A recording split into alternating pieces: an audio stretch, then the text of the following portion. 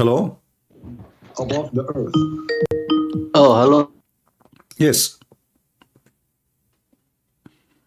Hello? Oh, forgive me, my microphone was muted. It's all right.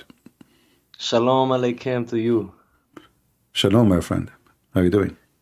I'm well, how are you? I'm okay. So what do you want to share with us? I just heard you say that Allah needs you to make sin, right?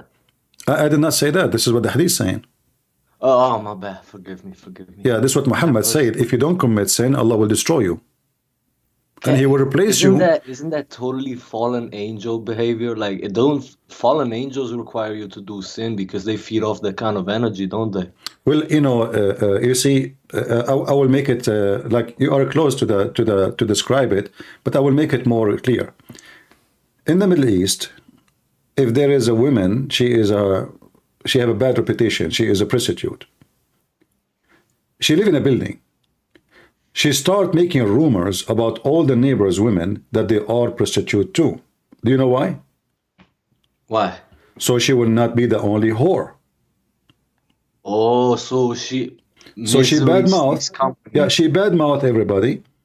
So everybody is a whore. And this is exactly Allah. Allah, otherwise I challenge the Muslim to give you the reason. Why what is the reason for his anger that you don't commit sin? Because then he is the only whore. If all of you commit sin, then he is the God of sin, and all of them, they are committing sin, and now we have a company, and I became the leader of the gang. They are praying for me. So if you are good and behaving, Allah is upset. Otherwise, why God, if he is God, will be upset from those who did not do sin? And why not only he is upset, he will sweep them out of existence. I mean, this is a total aggression of unjust. Right? Yeah. So this is what we are trying to explain to people here, that this is a sign of clear madness, mental illness. Those people should be rewarded, not the opposite. God, he punished Adam and Eve when they disobey him, not the opposite, correct? Yeah. So how the Muslim, they believe in the story of Adam and Eve, and they believe in the same thing here? It doesn't make sense, because Islam is a collection of stories. Muhammad is a stupid mental illness person. He copies stories from other books. He put them in his books, but they don't make sense in his book, because what he believes is the opposite. He changes them. Even Adam and Eve, they don't believe in original sin. They believe they're not even wicked at the core. No, original sin, you see, the Muslim, when they say they don't believe in original sin, they are just being stupid again, because we can go to the hadith and you will see that Muhammad, he said, if not Eve, no woman betray her husband. So how Muhammad, he claimed that he don't believe in original sin, yet he believed that all sin go back to Eve. You know what I mean? Yeah, that's funny. So those things, the Muslim, they can get away with it when they speak to someone who do not know the garbage of Muhammad. We have all the laundry of Muhammad here. The Prophet said, where it is not Bani Israel, meat would not decay, and where if not Eve, for Eve, women would ever betray their husband. So in one hand, they say to you, original sin is a lie. It's a fraud.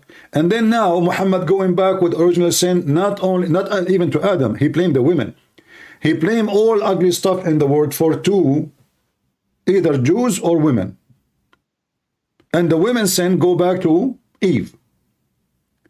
So everything they state in the religion is a state of mental illness, because they deny original sin. And as you see, well, this is, you are going back all the way to original sin. This is what original sin, that Adam and Eve committed sin, and this is why we are out of heaven. Yeah. I mean, you just think about it. One thing before I go.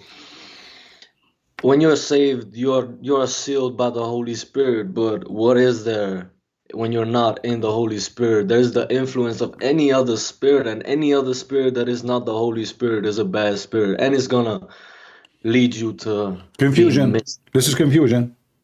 Yeah. The Bible says God is not the God of confusion, right?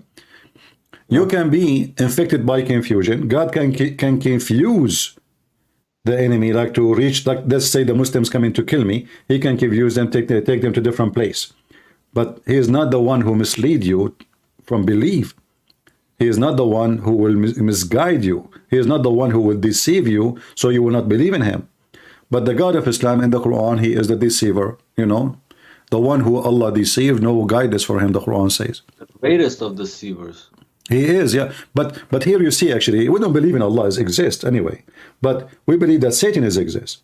And yeah. Muhammad obviously is very confused. He takes stories from other religion. Like now, Muhammad, he took the story of Adam and Eve. He don't even know what Eve mean. He do not know what Hawa mean in Arabic. He do not know what Adam mean. He do not know what Israel mean. He do not know what Abraham mean. He do not know. So they copy names, they stole names, they stole stories, and when they insert them in their books, the Quran reject those stories. Why? It's like when you have an implant in the body of a human being from a strange body. What the body do? Reject it. So when you read the Quran, you will find that those stories and those words of Muhammad, they don't match with the stories which Muhammad he stole from other books. So the Quran reject them out and make Muhammad exposed. He probably just twists the words to how they fit him one time, and then he twists them to how they fit him another time. It's a moody. I mean, he's an idiot. He say as he wish, and people write what he say. You know, he say something today, he say the opposite tomorrow. A clear sign of mental illness. We have a lot of evidence about Muhammad suffering from mental illness. As an example, he always faint in the ground. He always hear noises. He always, as an example, Muhammad, he hear. How the Quran came to Muhammad, you know? No, he surely didn't write it, did he? No. According to Muhammad, and here you need to focus with me. Okay. According to Muhammad, the sound of a bell, is an instrument of shaitan. Oh, okay. All right. He reported that Allah Messenger saying that the bell, the devil pipes, is the instrument of shaitan. And then we find that Muhammad himself, when he received Quran, he heard the sound of the bell, and he received the Quran actually as a sound of a bell. In one hand, he says angels will not accompany a person who have a dog or a bell with him, which is very funny. I mean, what the dog and the bell have to do? Why angels? They have a phobia from a bell? Yeah, because this is the bell of the Christians. So angels will not. And then Muhammad, he makes it clear. He says the bell is the musical instrument of Satan. And then we find that Muhammad, he explained how he received Quran. So what he say? He say he received Quran as a sound of a bell. Here it says, they asked the Prophet, how does the divine inspirations come to you? He replied, in all these ways. The angels sometimes come to me with a voice which resembles the sound of ringing bell. If you go right now and check who is the one he hears such a thing, he think people are talking to him. There's creatures, aliens, talking to him, but the sound he hears is the sound of a bell. You will find that those are people, they are suffering from mental illness. And here, actually, you know, when we speak about the sound of a bell, okay, Muhammad, he received the Quran as a sound of a bell. How the bell sound become Arabic words?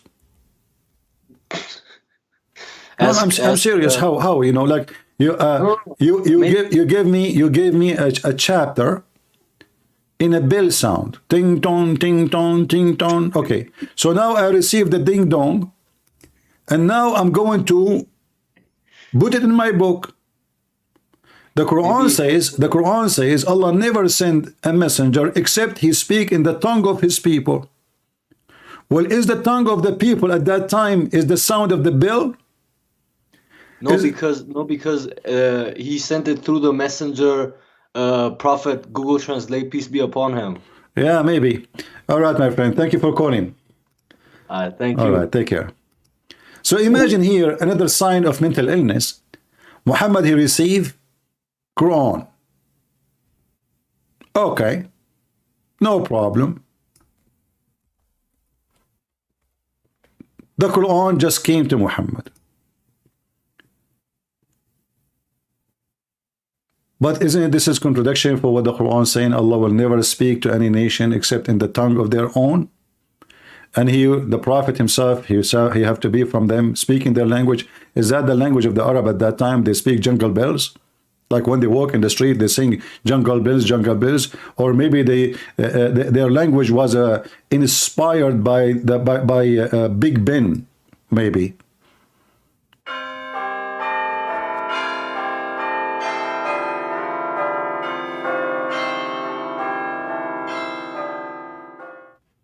Okay, so now we receive chapter of Al-Fatiha. But Muhammad, he hear a sound of a bell. How the sound of a bell became Arabic Quran?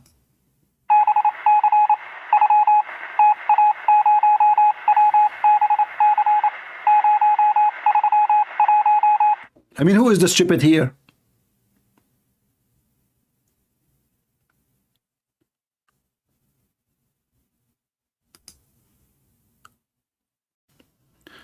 Let's see, this person is calling.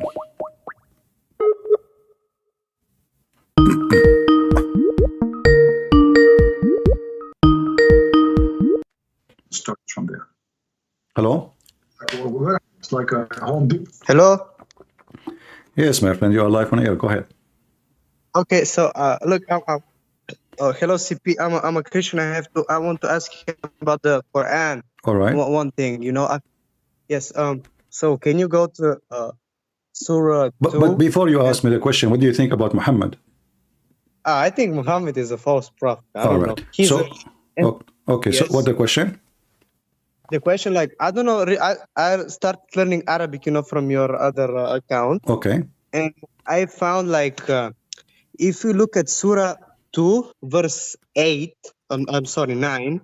Okay. So did you open it? Yeah. Okay, so the first word is, can you read it in Arabic? I can, but I would just want to hear the pronunciation. يخادعون الله والذين آمنوا وما يخدعون إلا أنفسهم وما يشعرون. Okay. So the first word, you know, that's like the verb. So it says they deceive Allah. Is that the right translation? Yeah, it's correct. So that means that people can deceive Allah? Yeah, you see, the Muslim, they try to fix it. They put it between two brackets. They say they think they can deceive Allah, but in fact, in Arabic, it says they deceive Allah. They don't say. It doesn't say they think, and this is why we cannot accept the Muslim translation. And good for you that you are trying to learn Arabic, because right away you will notice that what they are adding between two brackets is not there. So yukhadi'un Allah, they deceive Allah, and those who believe, while they only deceive themselves. But you know, for me, this is not a big deal. I can say, you know, okay, they play games with God. You know, like, you know, some Christians, they say they are Christians, but they go and sleep around, and, you know, so I can take it in such a meaning. Okay, but yes. But I will show you something more important, which will destroy Islam again. If you go to verse number 7, it says, Allah has set seal on their heart, on their hearing, so they will not accept guidance. Okay. Yes. Right. Okay. If Allah is the one, so now let us go and connect the dots.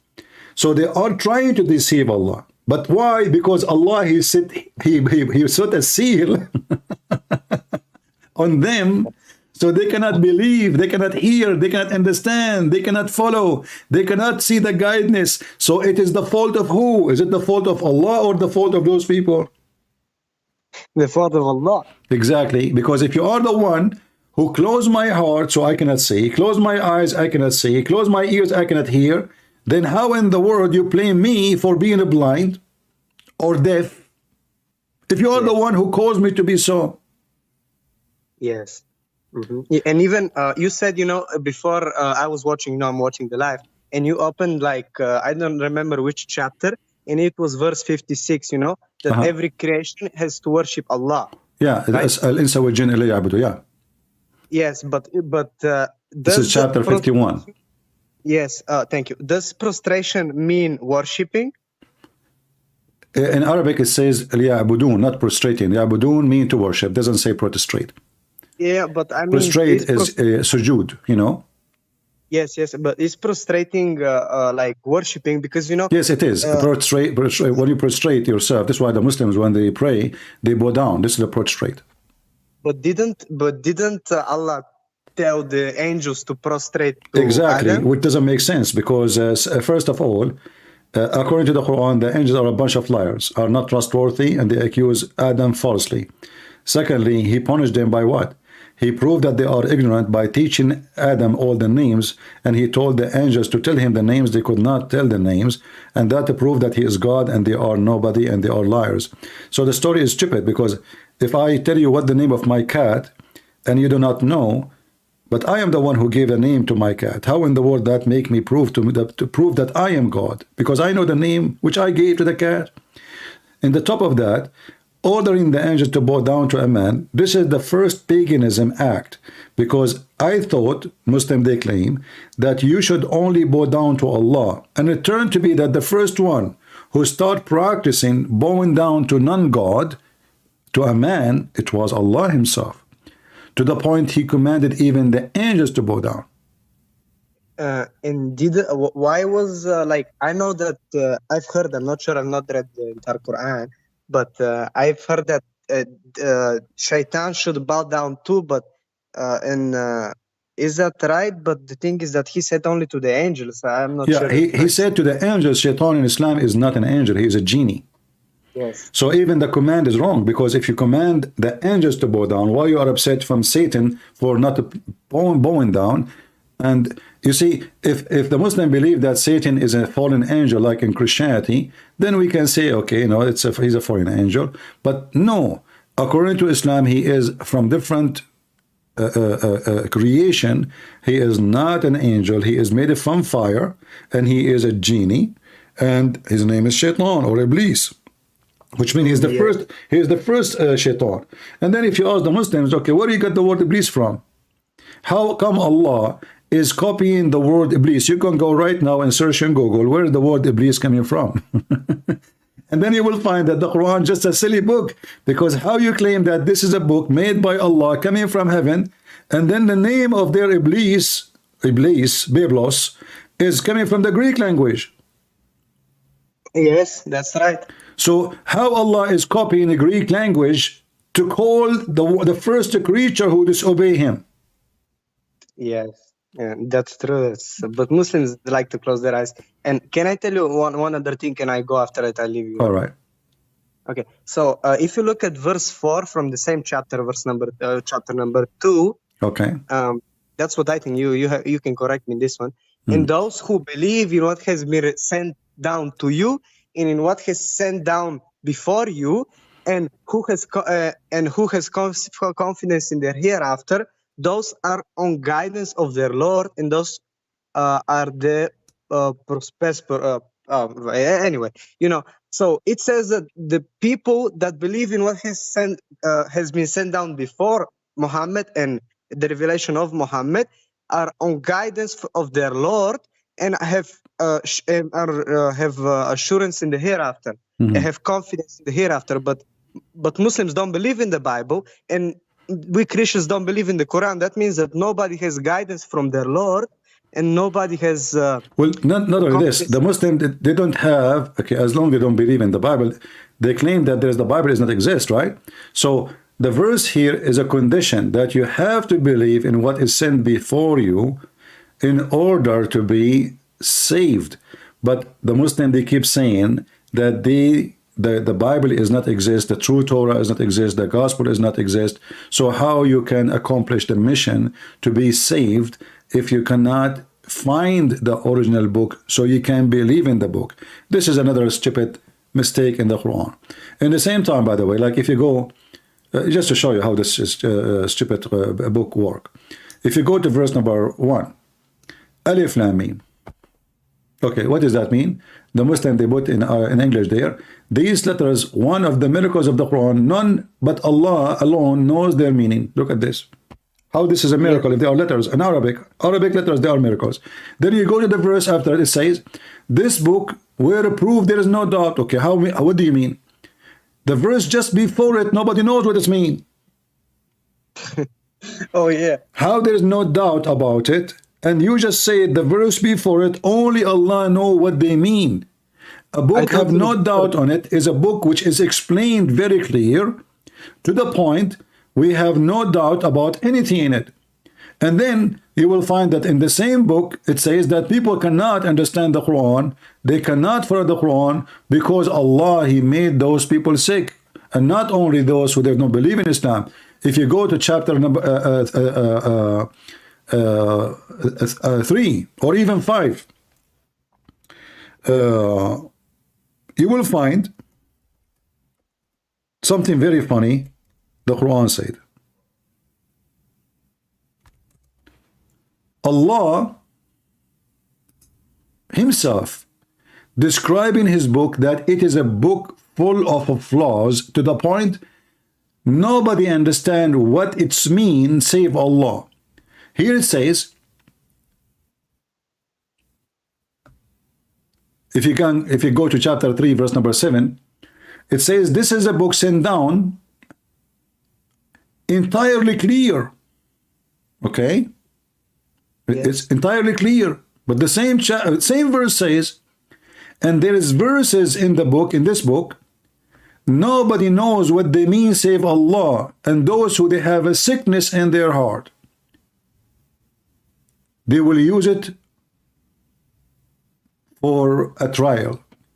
But remember, the one who followed the Quran is the Muslims, not the polytheism, as the Muslim they put between two brackets.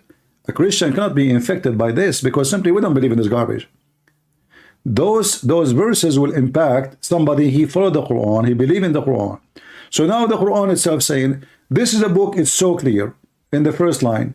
In the same time, it says this book is so unclear, to the point it's caused sickness and fitna, which means this the disturbance in the land, a problem, blood, killing, to the point, and nobody knows. And nobody knows their meaning save Allah. And then those who they are firmly grounded in knowledge, what they say, which means they still do not know what it means. But because they are firmly in knowledge, still they do not know what it means, they say we believe. So what make you groundedly firm in knowledge in Islam is to say I believe, even though you do not know you believe in what. This is why in my intro, we see the Abdul saying, we believe without understanding. Right? Yes. We believe without understanding. All right, my friend. Thank you very much for calling. Okay, have a good night. All right, bye-bye. I have somebody, he is wearing the clothes of Hajj. He want to talk to us. Let us call him. Look like he just came from Hajj.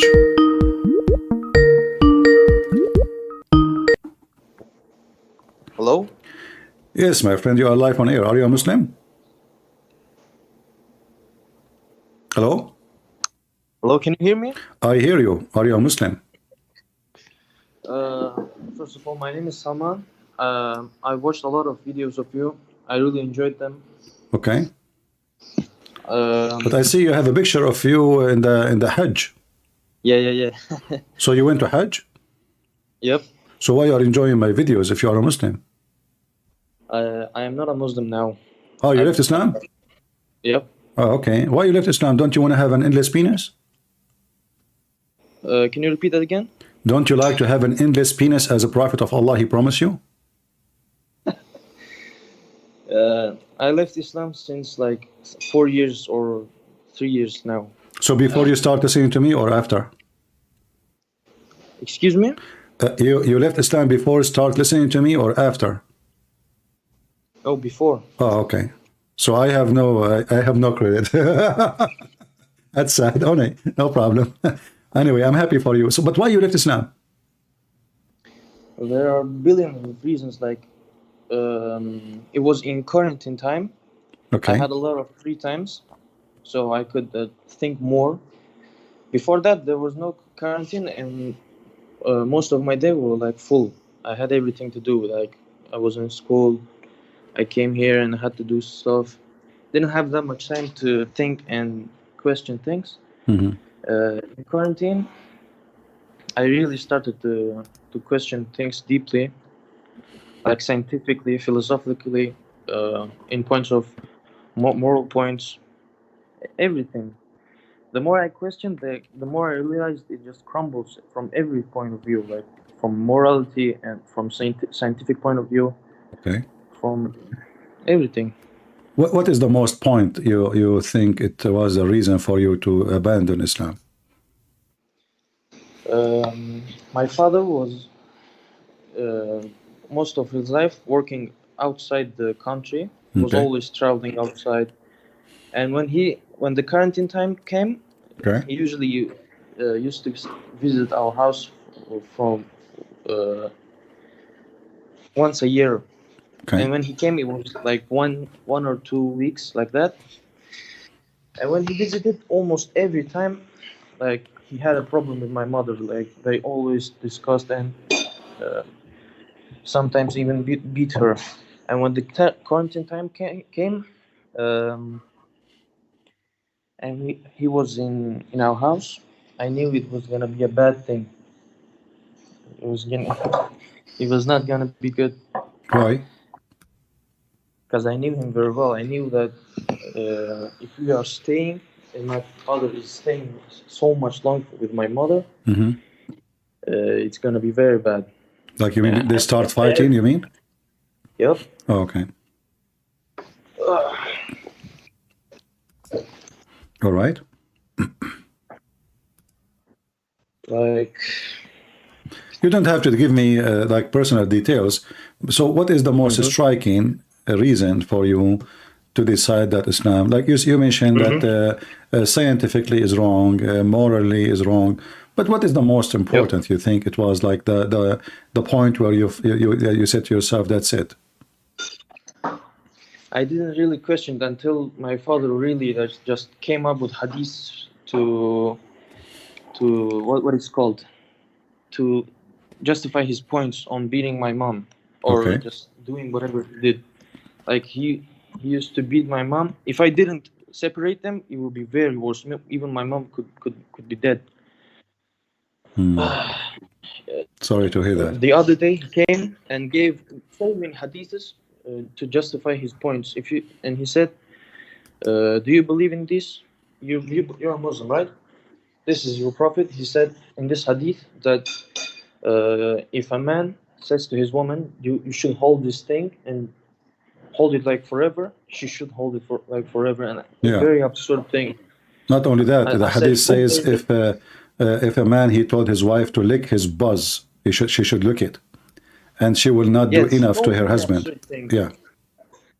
He even came with like photocopies of the hadiths, and I was like so absurd. I didn't even believe that. Like how the hell can a god just do this thing? It's more likely that a maniac man wrote this religion. So I started to question it, and that's the point I started to question it. So, you know, like from your sad experience with your father and your mother,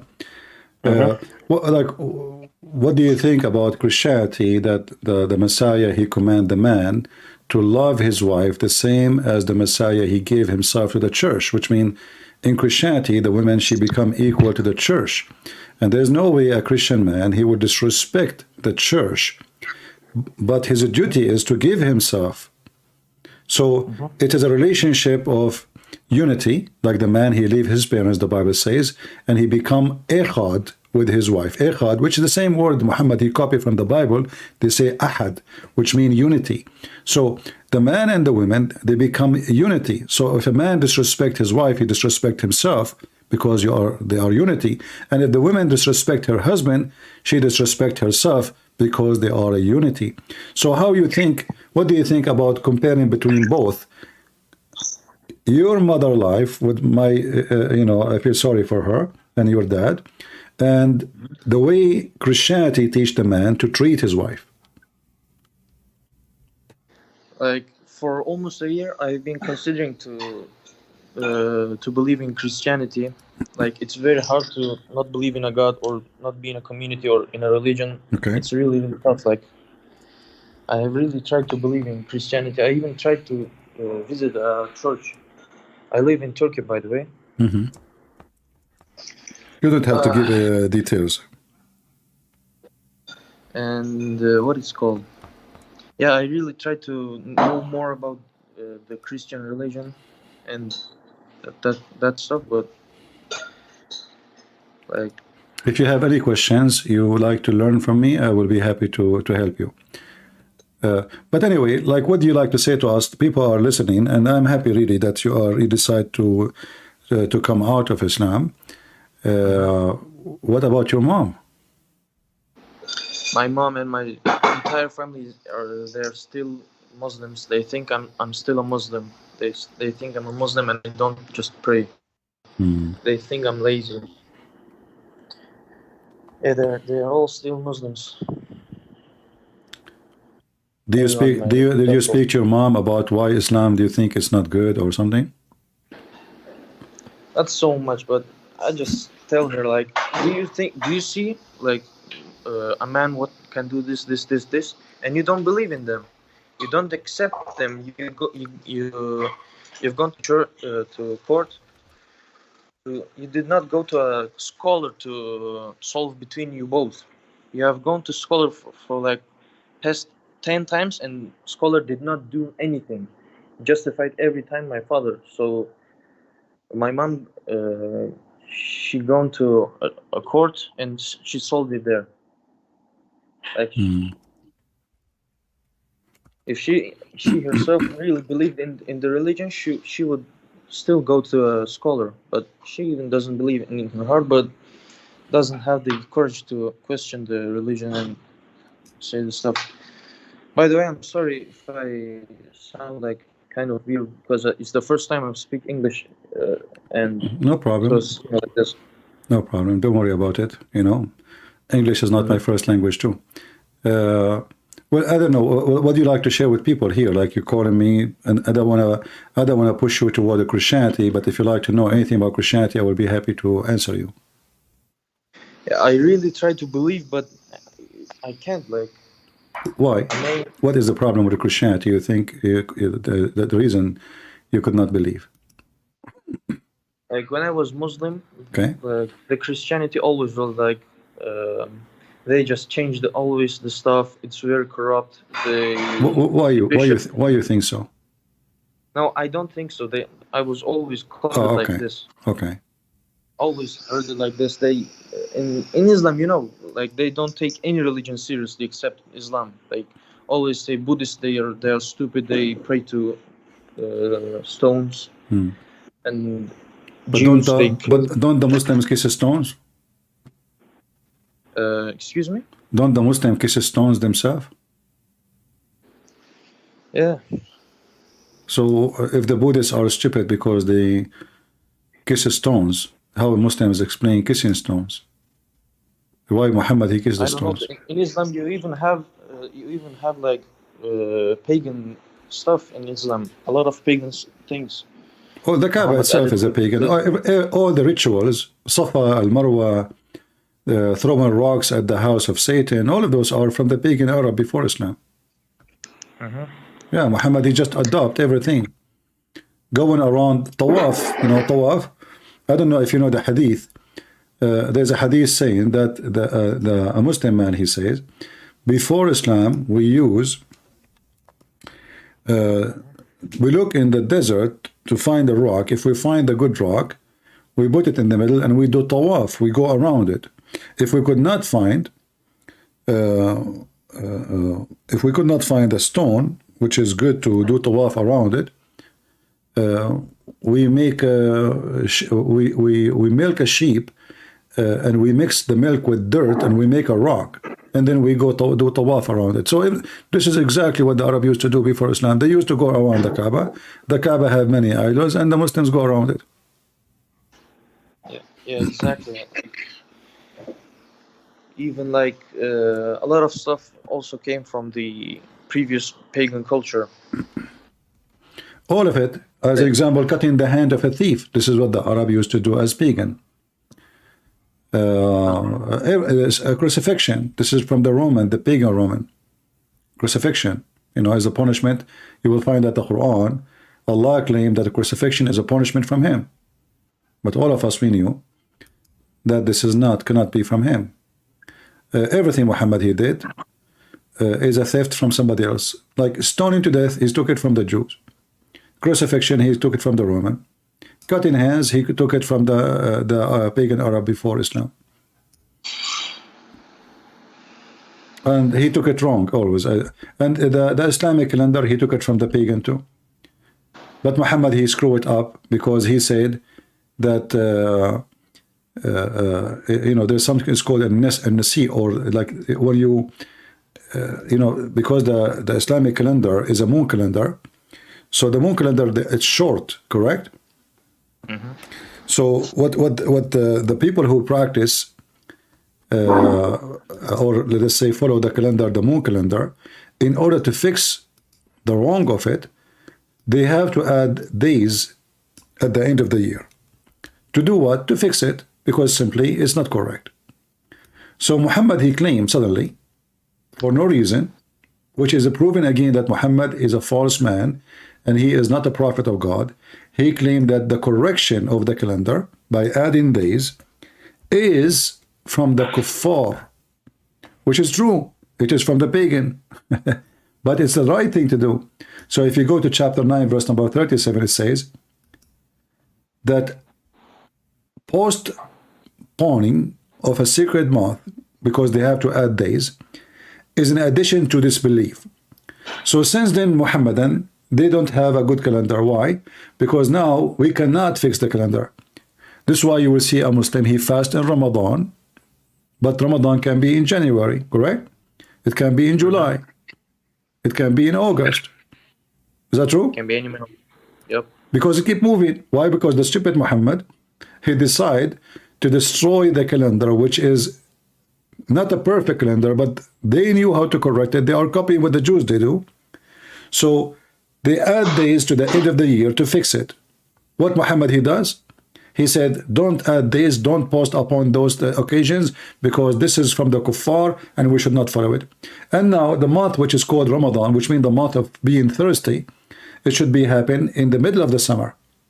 Now it can happen in June. It can happen in December. It can happen in February. If we ask the Muslims, when is the birthday of Muhammad? You will find that the birthday of Muhammad, They are every month.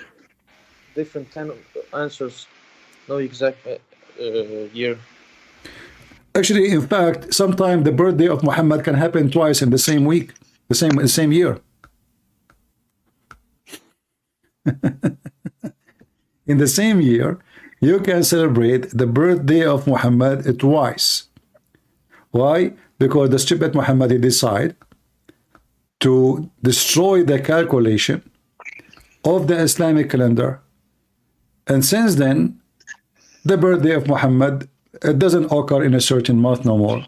So imagine somebody, he is born in July, next year he is born in August, next year he is born in September, the year after it, October, November, December. How that work? How this can be against Allah? How fixing a calendar can be against Allah? Why Allah is deceiving them, if he is God, and making them follow a calendar which is messed up?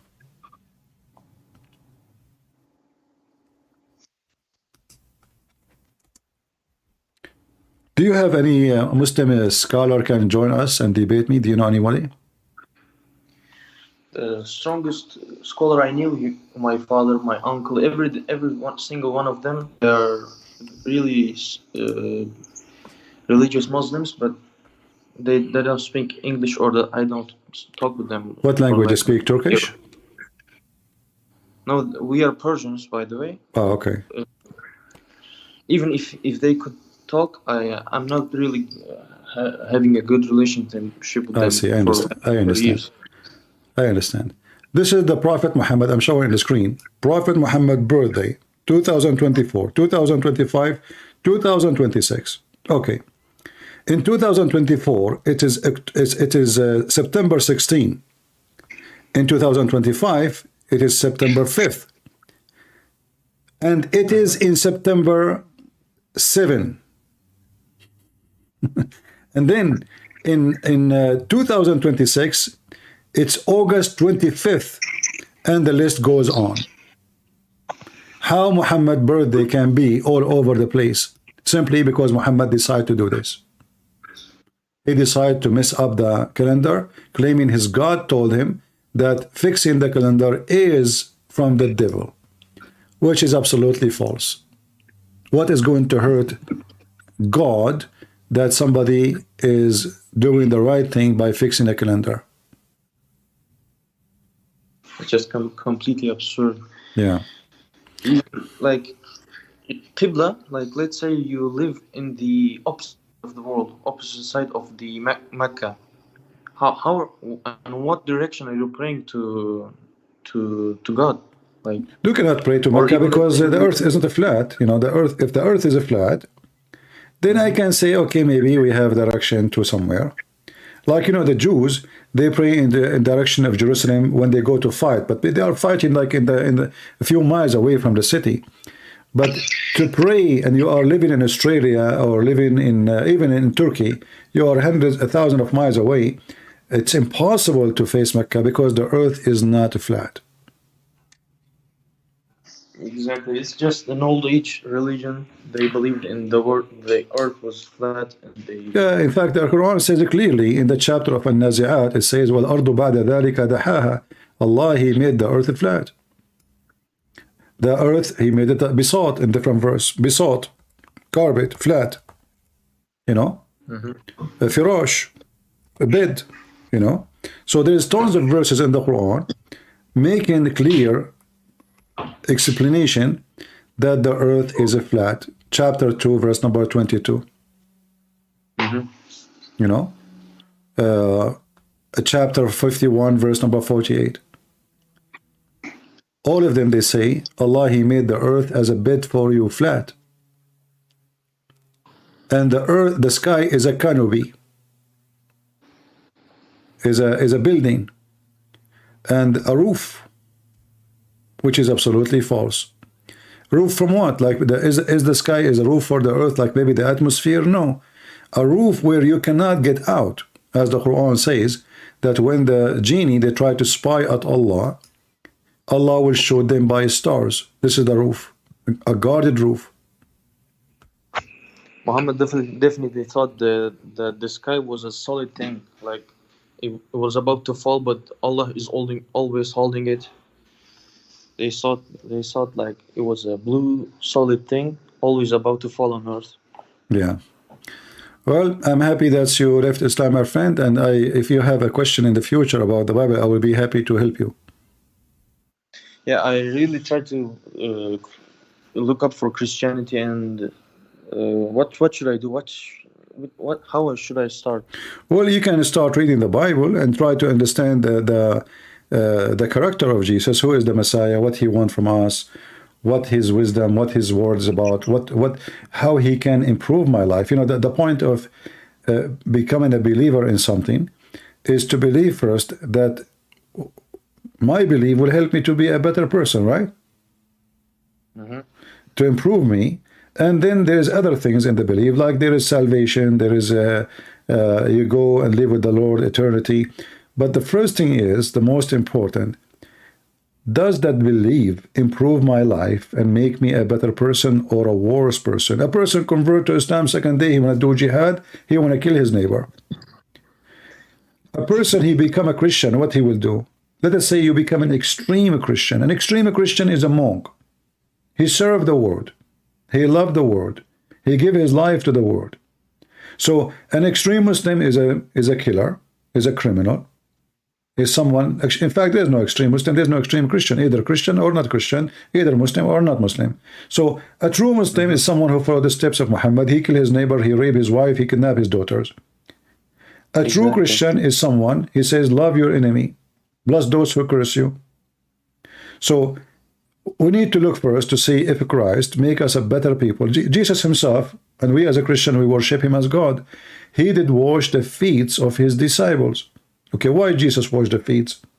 What he's trying to do? I mean, why somebody, those people, they worship him, yet he go down on the ground and he hold their feet and he forced them Because he said to them, when they refused, they said, oh Lord, you cannot do that. They said, if you don't let me do it, you don't belong to me.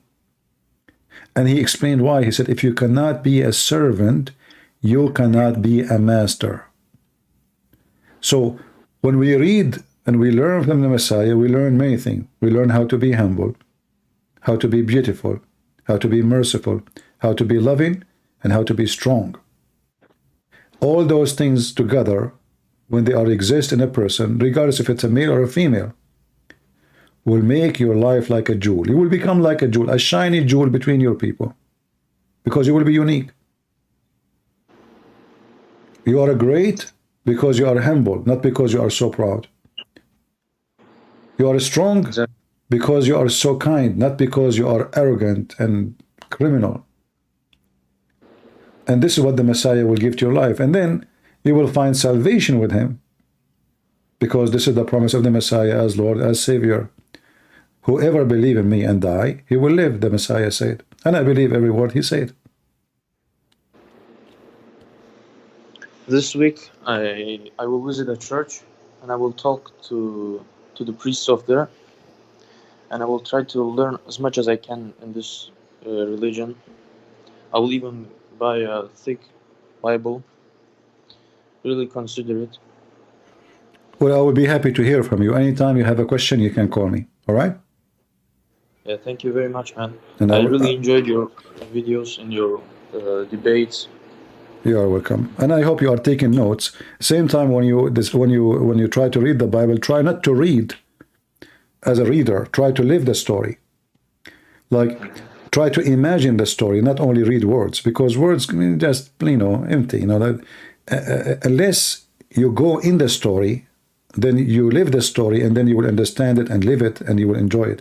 But words is just words. Jesus, he said, Jesus went, Jesus stood up. Well, we don't want to read a book just because he said. We want to understand very well what he said. We are not the same as the Muslims who memorize a book. It's not required to memorize. It's required to understand and have the spirit of the words. So what I encourage you is, when you read the Bible, not to seek reading, but to seek the spirit of those words, what the words will say to you as a person, individual, whatever your name is. So the Bible speaks to you as an individual. The Bible does not only speak to billions, speak to individual. You will find that every story in the Bible can fit somehow with you, as your life today, as your problems. Even though we exist 2,000 years after Jesus, still the Bible work in a magical way to fit with my life, my daily life every day. So try to read it, but not to read, but to live the story and to have the spirit of the story. So like when Jesus, he did heal. Is he doing a show? Is that a circus? Is Jesus showing, hey, let me show you what I can do? No. Jesus did not heal people to show them his power. In fact, sometime he told them, don't tell anyone. Don't tell them I did that to you. And then you ask yourself, why Jesus don't want people to know? Then you will be able to understand more and more Jesus. So Jesus, if I am the one who can raise people from death, I will be so proud. I mean, what only proud? I will be like unbelievable. Like who can talk to me? If kings will bow down to me, because all kings will die, all president will die. Who in the world will not wish to have a relationship, a friendship, or a kind of protection from someone he has power over death, which means they can live forever.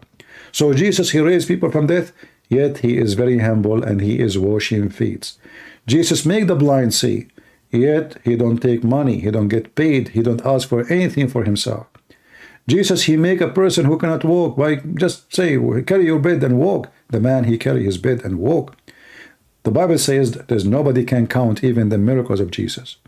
Even the Quran could not ignore, the book of the devil, Muhammad, could not ignore that Jesus' miraculous life is amazing.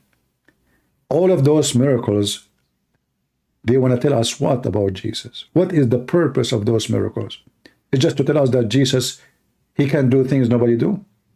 Or the miracle is one of the clear evidence that the Messiah is the Messiah, who is a promise to be sent to save mankind. And he is capable of saving us. So the Messiah himself, he himself is a miracle. He himself is born of a virgin. Not only he do miracle, but he himself is the miracle, and that is God. God is a miracle, the Bible says. So I hope you will learn, and you will have the spirit of the Bible when you read it. So next time when you call me, you will give me a good news. I really hope so, man. All right. I'm happy to hear from you, and feel free to call me anytime. All right. Take care, and I ask all the Christians to pray for this gentleman, and may the Lord, open his eyes and help him to come to him and to be saved. Thank you for calling. Thank you, man. Thank you Okay, very bye. much.